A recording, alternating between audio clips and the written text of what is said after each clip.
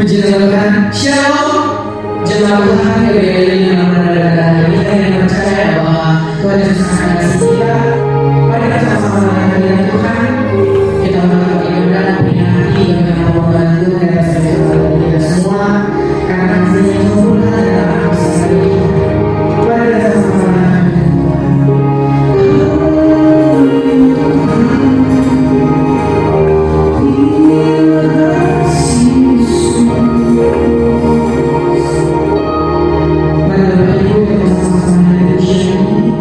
kasih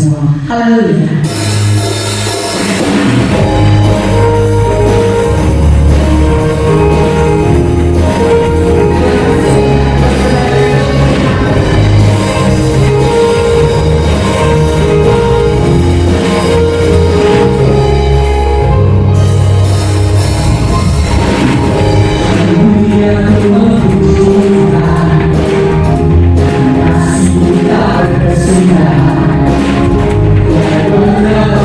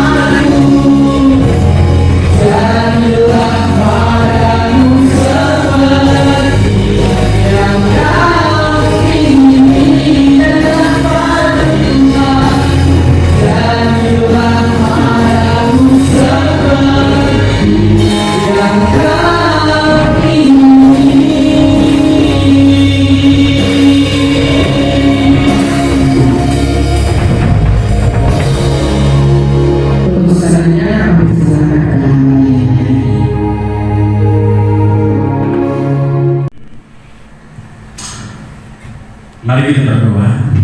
Bapa di dalam nama Tuhan Yesus, terima kasih buat pagi hari yang indah ini. Pagi yang begitu indah ya Tuhan. Biarlah kami diberkati oleh Tuhan. Semua jemaat yang di rumah juga diberkati oleh Tuhan untuk menyiapkan hati kami untuk beribadah pada Jumat Agung yang merupakan hari yang kami peringati. Betul-betul membuat kami bersyukur kalau hari ini kami ada sebagaimana kami ada karena kasih anugerah Tuhan. Kiranya Tuhan siapkan hamba ya Tuhan, urapi hamba sehingga setiap kata dan kalimat yang datang sungguh datang daripada firman Tuhan, sungguh datang daripada isi hati Tuhan, sehingga semua kami yang mendengar akan diberkati, khususnya jemaat di rumah. Di dalam nama Tuhan Yesus kami berdoa dan mengucap syukur. Haleluya. Yang percaya sama-sama kita katakan amin. Shalom. Selamat pagi kepada semua jemaat di rumah. Kita bertemu kembali kepada ibadah pada hari ini, pagi yang berbahagia, yaitu kita merayakan Jumat Agung. Baiklah, tema daripada khotbah pagi hari ini adalah pengorbanan Yesus, wujud kasih yang mendalam. Jumat Agung adalah hari yang kita peringati, yaitu kematian Yesus di Bukit Golgota.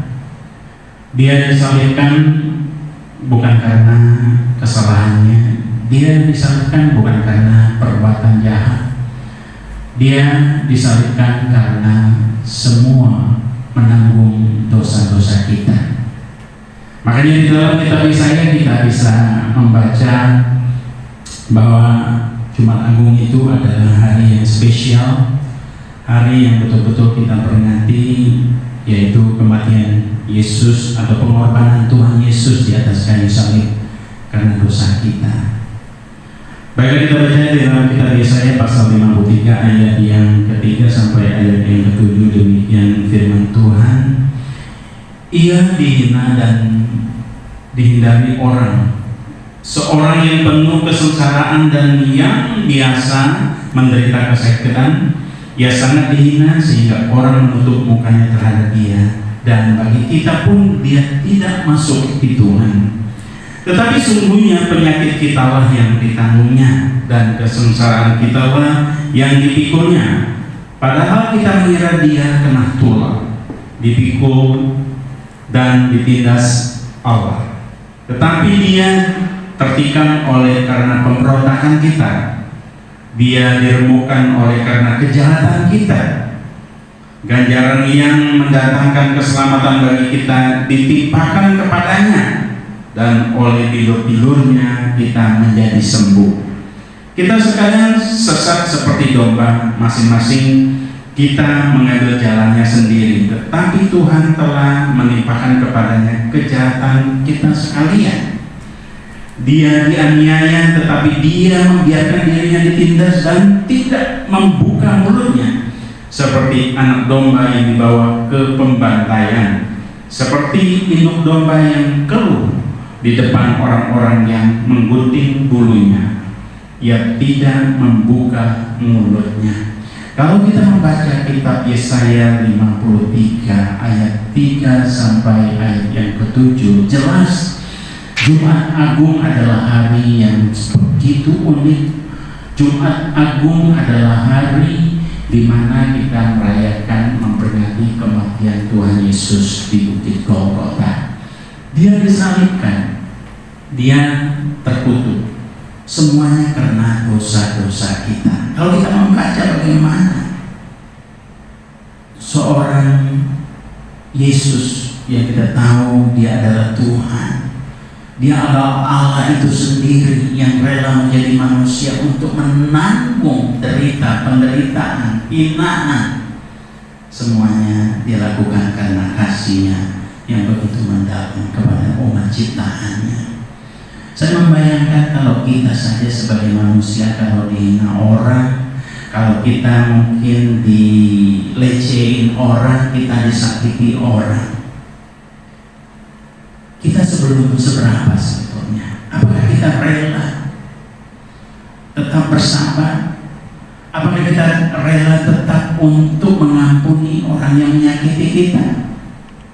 Kalau kita melihat bahwa Tuhan Yesus itu adalah Allah itu sendiri, Dia rela menjadi manusia. Dia datang ke dunia, Dia menanggung semua dosa-dosa kita, Dia disalibkan, Dia dihina, dicaci maki. Seperti apa yang kita baca di dalam Yesaya 53 ayat 3 sampai ayat ke-7 ini. Bagaimana penderitaan Tuhan Yesus di atas kayu salib. Bagaimana perjalanan hidupnya Dia dihina, Dia bahagia seorang Allah.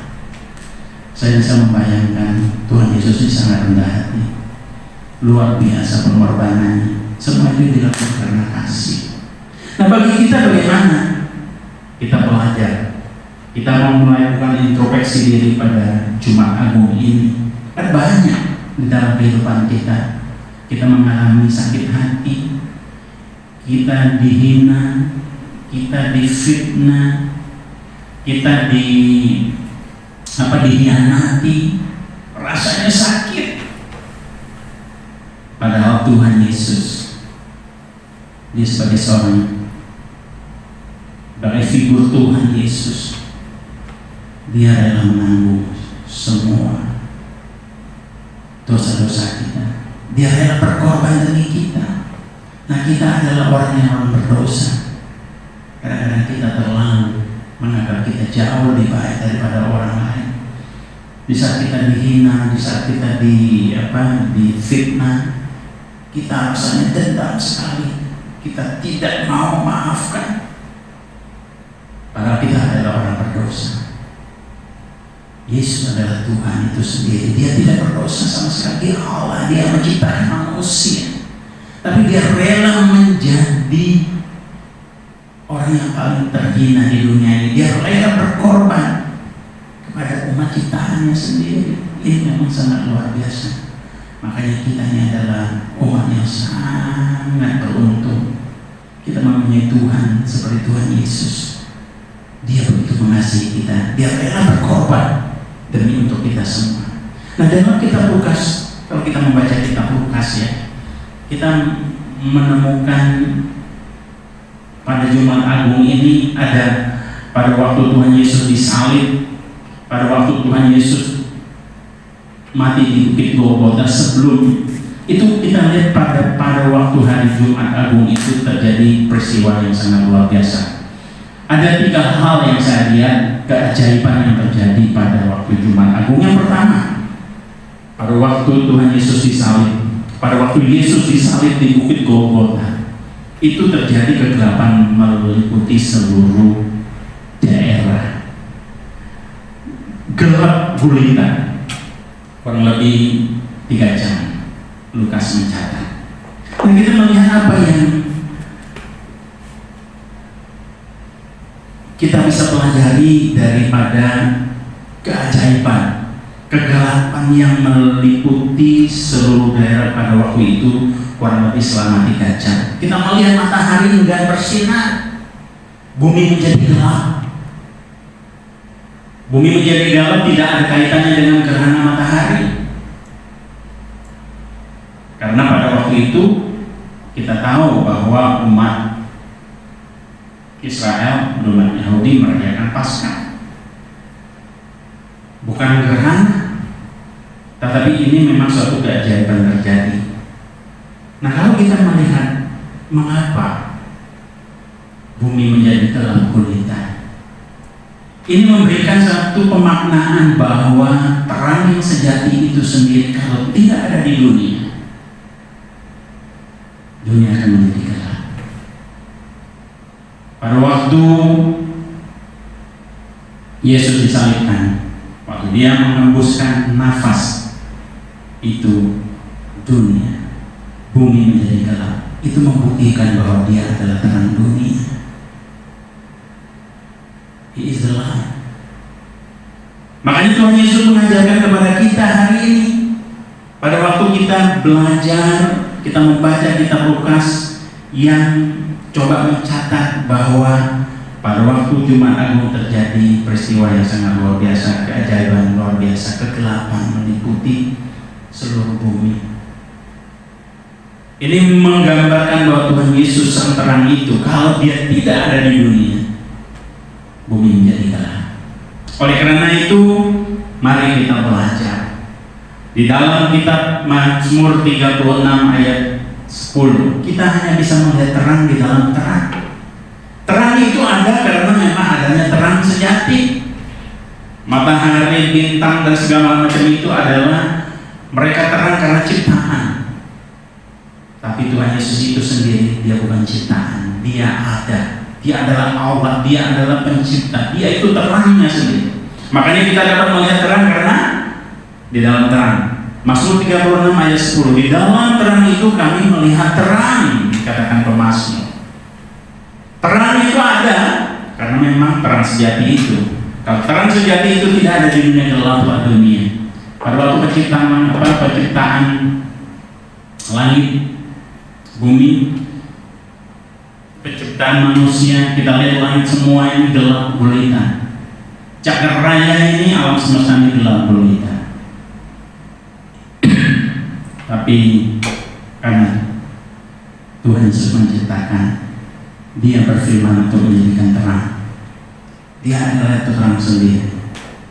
Jadi kegelapan meliputi seluruh bumi pada waktu Tuhan Yesus salib. Ini membuktikan di saat sang terang sejati itu tidak ada di dunia, gelaplah dunia. Oleh karena itu, kita sebagai anak-anak Tuhan diminta atau diajarkan kepada kita di Yohanes 12, tidak hendaklah kita menjadi anak-anak terang. Saya bersaksi kepada teman saya yang Islam, yaitu murid daripada Quraish Shihab. Kami banyak bercerita mengenai ajaran-ajaran agama masing-masing. Tapi saya coba mengajak dia untuk berpikir secara tulus, membuka hati dia untuk mau belajar, untuk mencari kebenaran. Satu pengajaran yang saya katakan kepada dia, saya bilang, kita orang Kristen diajarkan kepada kita adalah sebagai anak-anak terang. Sebagai anak-anak terang, sebagai lilin yang memberikan penerangan kepada kegelapan. Di mana ada kegelapan, di situ kita harus hadir sebagai terang. Kita di mana ada kegelapan, kita harus membawa lilin. Kita menjadikan diri kita lilin di tengah-tengah kegelapan itu. Bukan berarti kita jauh lebih baik. Bukan kami orang Kristen jauh lebih baik kepada orang-orang yang di luar Kristen. Tapi kami harus hadir tanpa harus menganggap diri jauh lebih baik, apalagi menghakimi. Kami hadir sebagai pelita, sebagai terang, sebagai anak-anak terang di tengah kegelapan, untuk menerangi kegelapan itu sendiri, supaya dia tahu di dalam kegelapan itu ada hal. Kalau dia tahu terang, dia bisa melihat dirinya sendiri. Kalau kita hadir di tengah-tengah kegelapan, semua kita tidak tahu apa yang kita ini cantik, apakah kita ini ganteng, apakah kita besar, kita apakah tinggi, kita nggak tahu. Kita tidak tahu wajah kita tidak tahu siapa kita. Tetapi kalau ada hadir di tengah-tengah, kita adalah cahaya lilin yang memberikan. Di saat itu kita tahu kita ini adalah kotor, kita ini sangat menjijikkan, kita ini sangat garang, kita ini sangat pemarah, kita lihat ekspresi muka kita sangat menyeramkan. Tetapi waktu gelap kita tidak tahu siapa kita tidak tahu kita tidak dapat melihat ekspresi diri kita. Jadi lilin itu adalah memberikan gambaran cermin bagi diri kita sendiri untuk mengetahui siapa diri kita yang sebenarnya. Saya katakan lilin itu hadir di tengah-tengah kegelapan untuk tidak menghakimi, untuk tidak mengajar, tetapi memberikan, menjadikan kamu sebagai cermin untuk melihat diri kamu sendiri, karena kamu yang paling tahu dengan diri kamu. Tidak ada orang yang lain. dengan tentunya Sang Pencipta itu Tuhan itu sendiri. Jadi urusan diri kamu adalah Tuhan Sang Pencipta itu dengan diri kamu sendiri yang paling tahu. Tidak ada orang lain, tidak ada hak orang lain untuk menghakimi kamu. Karena kamulah yang paling tahu, bukan orang lain. Lilin tidak untuk mengetahui, Lilin tidak untuk mencari siapa kamu, tapi Lilin hanya menjadikan dia, memberikan kamu penerangan untuk kamu menjadi cermin bagi diri kamu sendiri. Wah, dibilang Pak Joni, hebat sekali kamu. Katanya, saya tidak pernah dengar kata-kata itu dalam sekali. Makanya Tuhan katakan kepada kami, mengajarkan jangan kamu menghakimi. Janganlah kamu menghakimi, tapi kamu menjadi terang. Menjadi terang untuk memperlihatkan, mempertontonkan, membuka kepada pribadi lepas dari siapa mereka sebenarnya. Untuk melihat diri mereka sendiri, mereka yang paling tahu apakah mereka benar atau salah. Bukan saya tidak katakan kamu salah. Makanya kami tidak pernah mengatakan orang kafir, kafir kamu, kafir kamu. Karena apa? Karena kamulah yang paling tahu apakah kamu kafir atau tidak kafir. Bagaimana orang bisa mengatakan saya kafir, sementara saya dekat dengan Tuhan, saya bertemu dengan Tuhan, tapi orang lain tidak tahu katakan kami adalah orang kafir. Tapi orang Kristen tidak pernah mengatakan orang kafir. Orang Kristen hanya menjadi anak-anak terang. Diajarkan Tuhan untuk menjadi pelita, untuk menjadi anak-anak terang, menjadi terang dunia. Kita lihat dunia akhir-akhir ini adalah diliputi kegelapan. Perlu figur-figur daripada anak-anak Tuhan, anak-anak terang untuk hadir di tengah-tengah kegelapan itu. Bukan untuk memberi contoh, bukan untuk mengajak, bukan untuk mengatakan kamu salah, saya benar. Tidak, hadir tengah-tengah ini. Di saat Lilin hadir di tengah-tengah kegelapan, orang akan melihat dirinya siapa. Lilin memberikan orang di tengah kegelapan untuk menjadikan dia cermin bagi dirinya sendiri, untuk melihat sampai ke dalam. Dia yang paling tahu. Dia bisa berkaca dengan cermin itu. Apakah dia marah, apakah ekspresinya baik, apakah dia rendah hati, semua kelihatan dari situ. Itu cermin Lilin atau terang. Maka kita perlu Tuhan Yesus. Tanpa Tuhan, tanpa terang sejati ini, dunia ini akan menjadi gelap. Dan yang kedua, Lukas mencatat kejadian yang kedua. Keajaiban yang kedua adalah tirai bait Allah terbelah dua. Kita tahu bahwa tirai bait Allah ini adalah menutupi ruang Maha Kudus, ruang Maha Suci yang bisa dimasuki oleh imam-imam. Tapi Jumat Agung, suatu peristiwa yang sangat luar biasa yang telah membuat tirai bait Allah terbelah dua. Ini mempunyai makna tertentu, ini punya maksud tertentu yang diajarkan, yang ditulis dalam kitab Lukas. Artinya apa? Tirai terbelah dua, berarti jalan kepada Allah tidak lagi terhalangi. Jalan kepada Allah bisa berlaku bagi semua umat manusia. Tidak lagi hanya sebelumnya hanya kepada imam-imam yang layak untuk masuk ruang Maha Suci, yang bisa melihat. Tapi hari ini Jumat Agung telah membuat tirai bait Allah terbelah dua. Jadi untuk melihat, kita terbuka, ruang Maha Suci terbuka, ruang Maha Kudus terbuka untuk dapat dilihat oleh siapapun, bisa dimasuki oleh siapapun, tidak ada lagi penghalang. Artinya apa? Hari ini kita dapat bertemu bertemu muka dengan muka. Kita dapat bertemu dengan Allah langsung tanpa harus melalui perantara.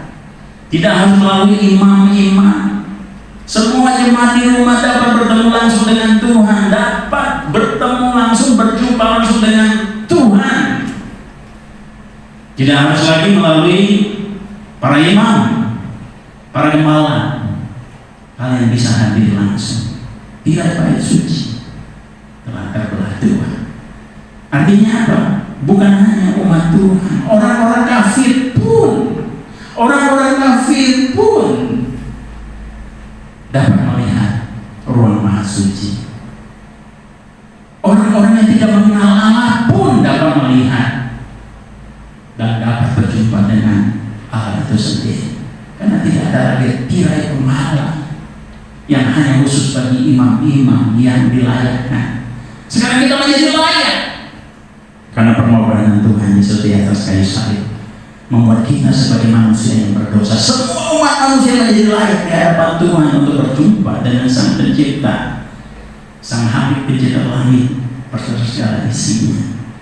Saya katakan kepada teman saya, peristiwa Jumat Agung, kematian Tuhan Yesus di Bukit Golgota, Dia menanggung semua penderitaan, Dia rela berkorban karena wujud jari cinta kasihnya yang mendalam kepada umat ciptaannya. Siapa umat ciptaannya? Bukan orang Kristen saja, seluruh umat manusia di jagat raya ini, termasuk Bapak saya. Teman saya itu adalah Pak Yedi. Pak Yedi, kamu adalah termasuk salah satu umat ciptaan Tuhan. Kamu ayo bertemu dengan Tuhan. Yang sebut itu adalah Yesus yang berkatakan Isa. Ibnunya adalah Sang Hari Pencipta langit dan bumi. Dialah Tuhan. Dia mau hadir di dunia ini untuk menebus segala perbuatan dosa kita. Dan saya katakan kepada dia, tanggal 82, saya sangat rindu sekali kepada Indonesia waktu saya tinggal di Belanda. Di saat itu saya berseru berdoa kepada Tuhan. Begitu khusus saya berdoa kepada Tuhan.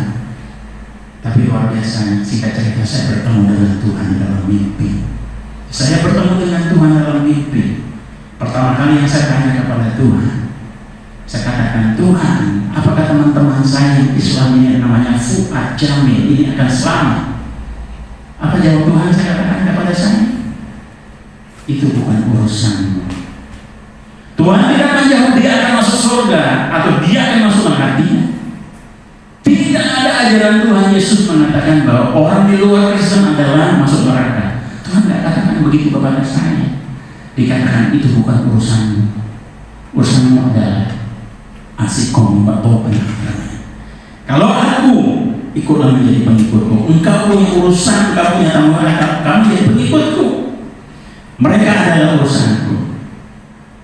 Hebat loh Tuhan itu. Saya pernah berkata kepada teman saya pada waktu makan di meja bunda, satu saat kepada orang Buddha, benar teman saya itu ada masih orang yang belum jadi Kristen, makan satu meja.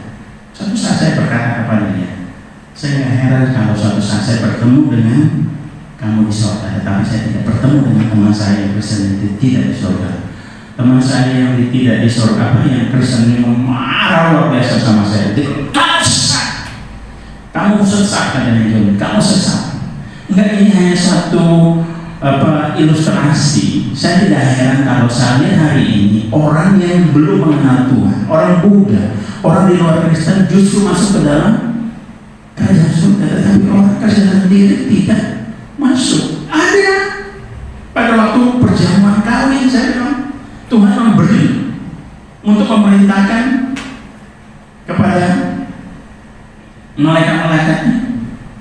Kalau kita ilustrasikan kalau Tuhan ya, tapi itu kan ilustrasinya raja-raja masuk dalam kerajaan untuk pesta.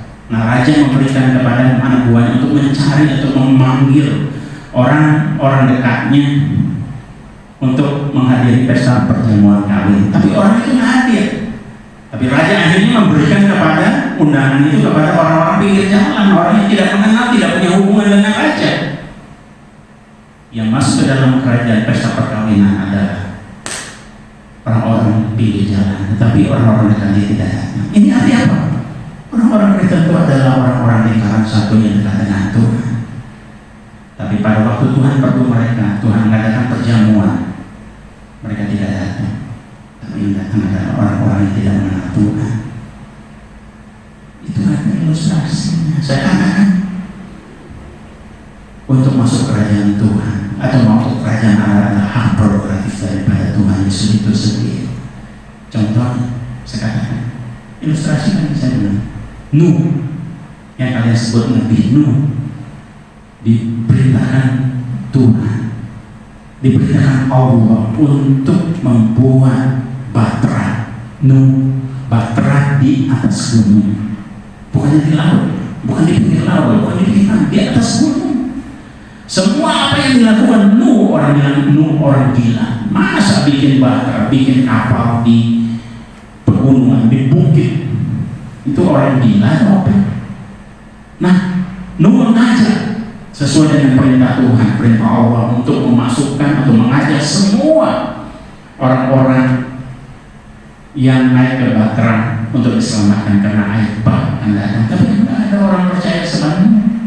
Tapi ada seorang penjahat yang lewat, lari dikejar oleh tentara atau oleh serdadu untuk menangkap, mau dibunuh. Tapi dia lari ketemu sama Nuh,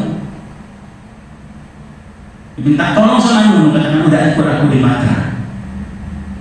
Nah, si penjahat ini naik di batra Nuh. Sementara orang-orang imam, orang-orang dekatnya Nuh, orang-orang hebat, orang-orang yang mengaku dirinya percaya kepada Allah, yang mengatakan si Nuh gila. Nah, pada waktu air bah datang, saya katakan penjahat yang selamat atau imam-imam, orang hebat, orang suci yang selamat? Dikatakan si penjahat.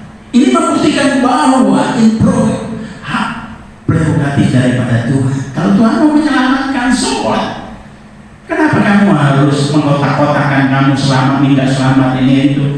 Jadilah kamu harus menjadikan cermin bagi dirimu sendiri. Kalau terang itu ada, kamu menjadi cermin untuk melihat siapa diri kamu sebenarnya. Untuk masuk surga atau enggak, kamu yang paling tahu. Untuk masuk surga atau enggak, kamu yang paling tahu. Banyak orang berseru, ya Tuhan, Tuhan, Tuhan. Tapi justru Tuhan tidak mengenal mereka, menyangkal pembuat kejahatan. Tapi orang yang melakukan kehendak apa? Siapa yang melakukan kehendak apa? Belum tentu orang gereja semua melakukan kehendak apa. Belum semua orang Kristen melakukan kehendak apa. Tidak semua orang yang datang ke gereja melakukan kehendak apa. Tapi ada banyak orang di luar sana tidak datang ke gereja, dia melakukan kehendak apa. Ingat seorang Samaria. Ya, ini kejadian yang kejadian. Keajaiban yang ketiga pada peristiwa Jumat Agung, pada waktu Tuhan Yesus mati di Bukit Golgota, disalibkan, ada seorang non-Yahudi yang tidak bersunat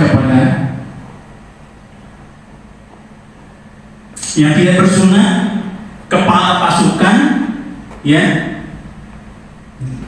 pada waktu penyaliban. Itu artinya tuh kepala pasukan penyaliban berkata di hadapan orang banyak, di hadapan umum, sungguh orang ini adalah orang yang benar. Allah memberikan sebuah anugerah. Tuhan memberikan anugerah kepada non-Yahudi untuk memahami kebenaran. Tapi yang imam-imam itu sendiri, yang tiap hari baca Zabur, baca Taurat, mereka tidak mengerti kebenaran. Dia tidak melihat ada sebuah kebenaran. Tapi Tuhan bisa memakai seorang penjahat, Tuhan memakai seorang kepala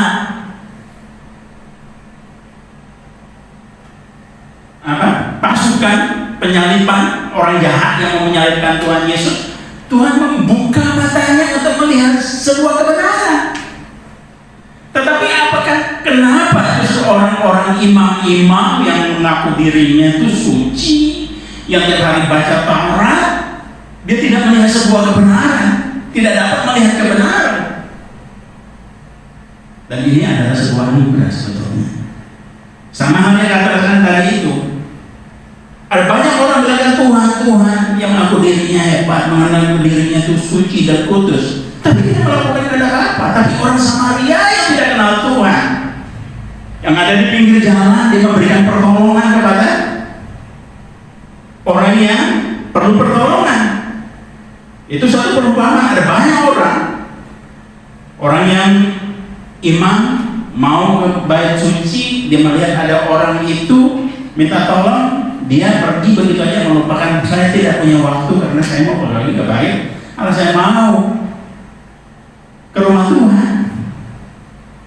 Dan ada orang lain lagi datang, wah, saya tidak ada waktu, tolong saya tidak ada waktu karena saya ada urusan, saya ada banyak pekerjaan.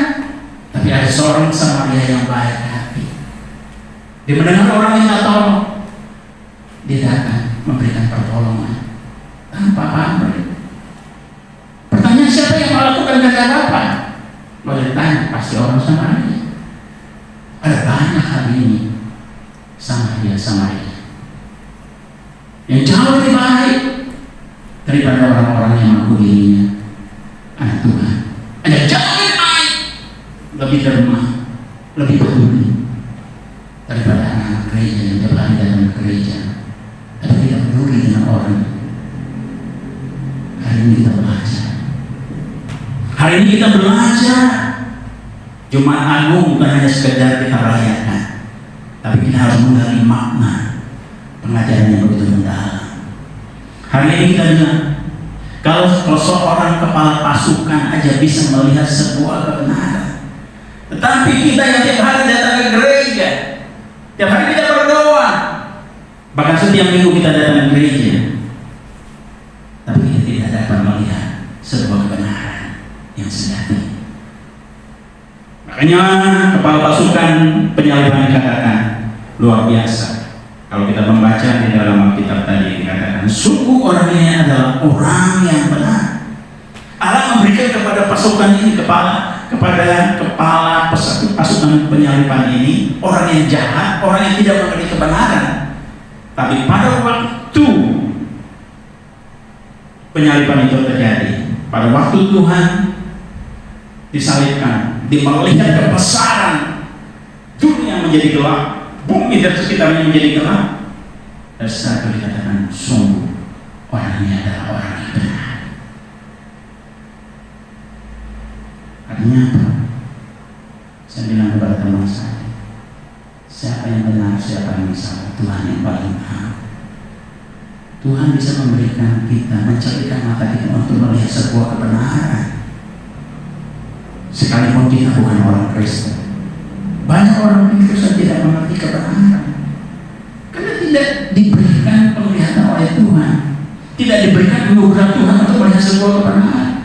Kenapa tidak? Mungkin masih sombong, mungkin masih angkuh, bajunya, luarnya berjubahkan seperti dia yang paling suci, yang paling mengetahui kebenaran. Dia paling bodoh.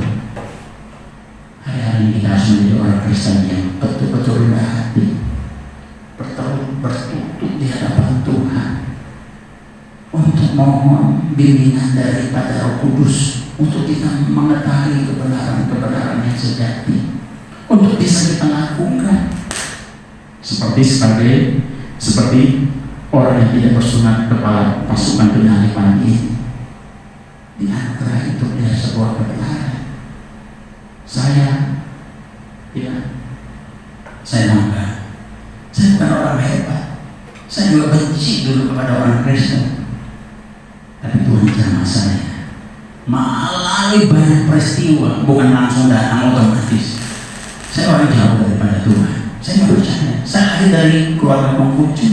Saya bukan datang lahir dari keluarga Kristen, tetapi Tuhan jamah. Saya memilih Tuhan Yesus sebagai Tuhan, sebagai Sang Pencipta langit dan bumi. Saya katakan kepada teman-teman, kepada Pak Edi, kalau kamu tidak bicara, saya nggak berani untuk memerintahkan atau mengajar kamu. Bukalah Alkitab, bacalah, carilah kebenaran itu. Kamu boleh baca buku Alkitab Mau baca Taurat, Zabur gitu, Al-Quran, Injil, whatever, baca. Selagi kita bisa kita baca, dari situ kita akan menemukan kebenaran yang sejati. Pada waktu kita menemukan kebenaran yang sejati, di saat itu kita mengambil keputusan. Bukan karena orang lain, bukan karena siapa-siapa, tapi karena kamu mengerti kebenaran. Bagaimana orang yang tidak bersunat mengetahui kebenaran bahwa dia adalah orang yang benar. Saya percaya kepala pasukan penyaliban ini bertobat untuk menerima Tuhan Yesus sebagai Tuhan.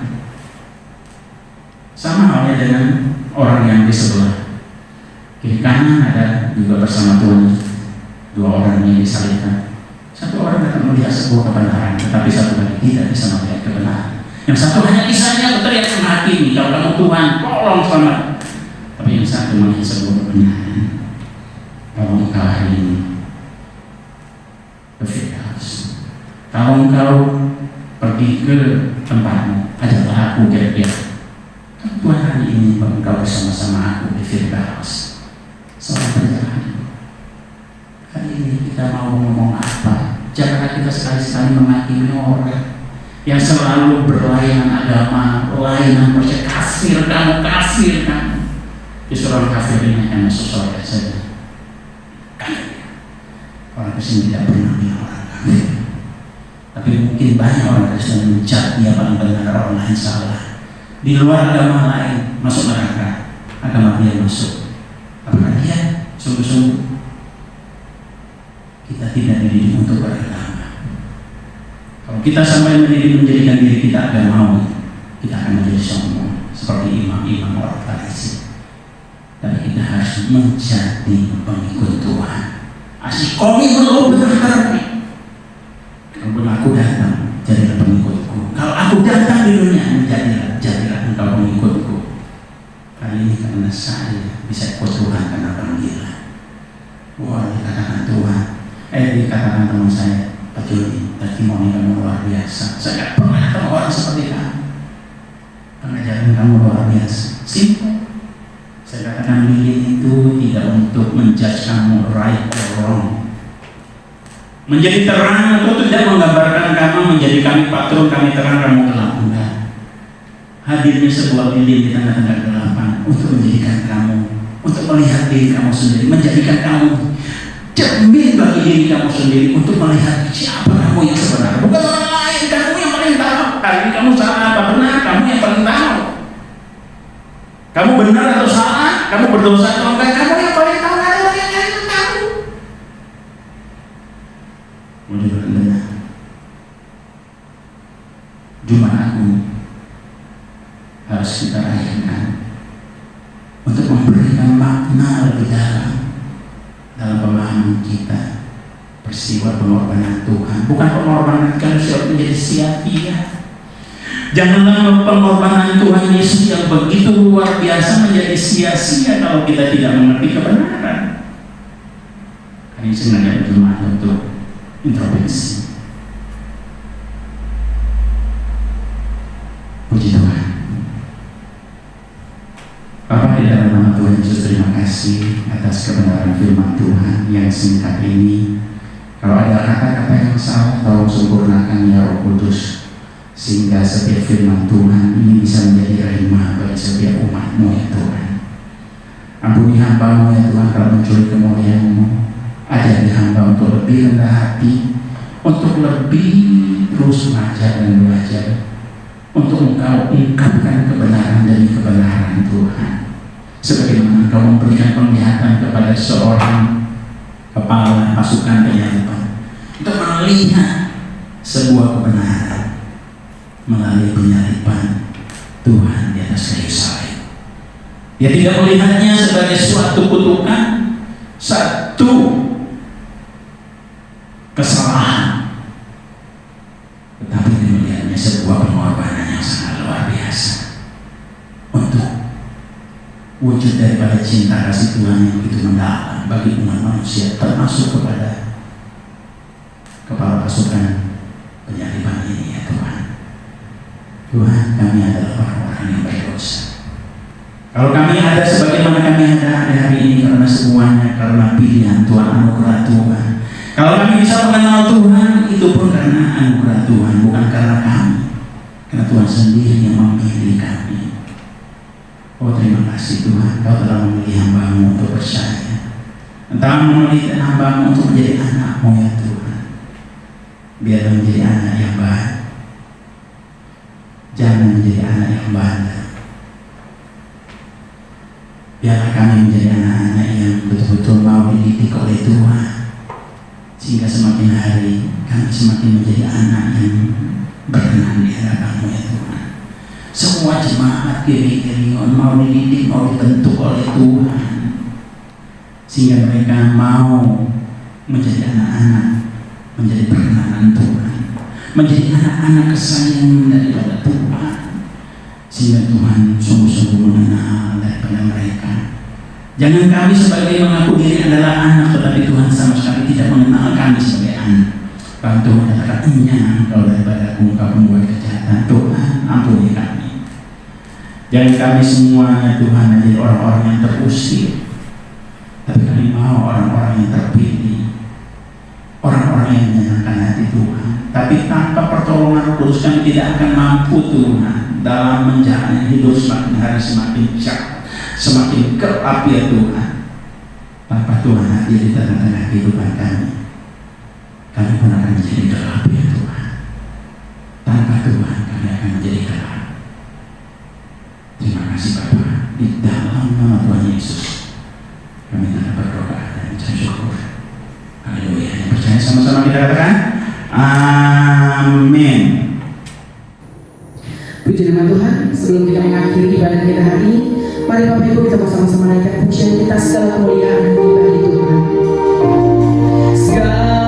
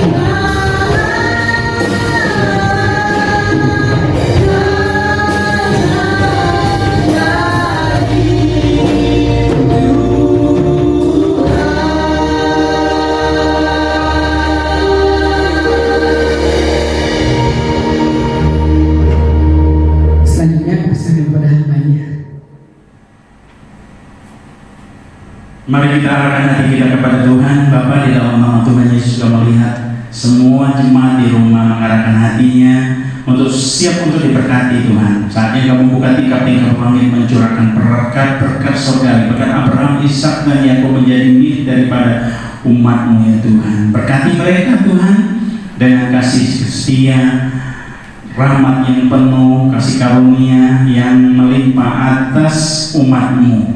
Ini terimalah berkat daripada Tuhan, segala kasih karunia yang indah, yang sempurna, pemeliharaan daripada Tuhan Yesus selalu menyertai kita mulai pagi hari ini sampai kedatangan Yesus kali kedua. Haleluya. Yang percaya sama-sama kita katakan amin. Dengan demikian ibadah Jumat Agung telah selesai. Saya harap semua daripada kita tetap merenungkan khotbah tadi, supaya kita belajar betul-betul arti daripada merayakan atau memperingati Jumat Agung, supaya betul-betul kita mengetahui kebenaran demi kebenaran. Dan pesan juga dari penggembala dan mimbar ini, tetap semua kita di rumah menjaga protokol kesehatan, pakai masker, cuci tangan, jaga jarak. Yang sudah divaksin pun tetap harus menjaga protokol kesehatan. Harapan kita semua nanti dapat giliran untuk divaksin, sehingga Indonesia betul-betul bebas dari virus corona. Shalom, sampai bertemu kembali pada minggu yang akan datang.